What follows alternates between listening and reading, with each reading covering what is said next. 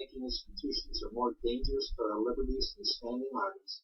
If the American people ever allow private banks to control the issue of their currency, the banks will deprive the people of all property until their children wake up homeless on the continent their fathers conquered. Jefferson's warning is already here. 40 million Americans are living on food stamps. Millions more are now homeless, living in tents, all because of one institution, the Federal Reserve System. The Federal Reserve is a group of private bankers who had stolen the money creation process from the American people. Most people still believe the Fed is an agency of the government working in our best interests.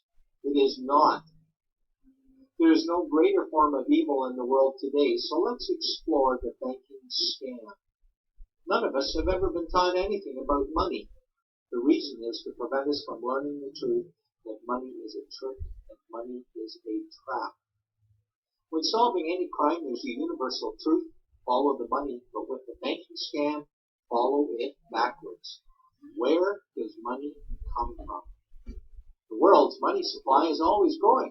Where does all the new money keep coming from? Money comes from privately controlled global banks like the Federal Reserve System. They create money every day, which increases the world's money supply. Because all banks are either owned or controlled by private bankers, the real question is, how do private bankers create new money? The answer is they create it out of thin air. Bankers create money out of nothing. They make it up. It is a fiction. Wow. Godlike power to create something of value out of nothing. A stroke of a keyboard of money is created. In fact, only 3% of the world's money is even in the form of bills and coins, which means 97% of all money in the world is just numbers typed on a computer screen. This is part one of the banking scam. Money is created out of nothing.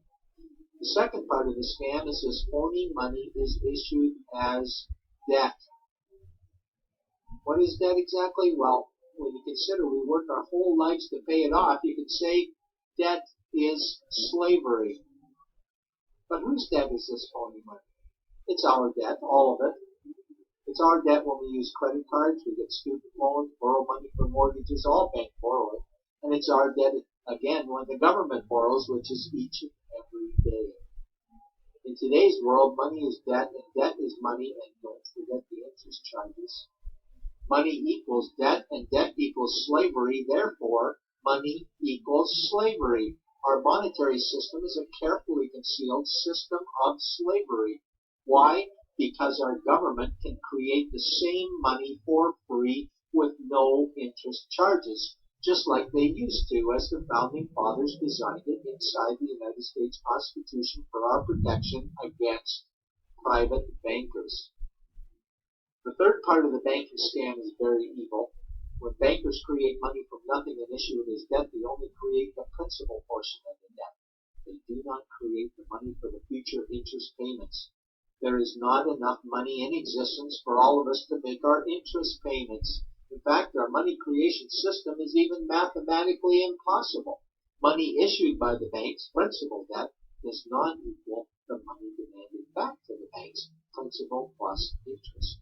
We are forced to play a game of musical chairs to see who can make their debt repayments. This guarantees a world of bankruptcy, competition, and scarcity of money. For example, we go to the bank to borrow money for a house, let's say $100,000. The moment we sign the loan document, the bank creates the money out of thin air. A $100,000 debit gets registered for us and a $100,000 security credit for them. Then one of two things happens. Either we give the bank 30 years of labor making house payments totaling $300,000 for the original $100,000 we borrowed, or the bank takes our house. The bankers get either our labor for life or our house, and often they get both, all for money created out of thin air and issued as debt, for money made out of nothing.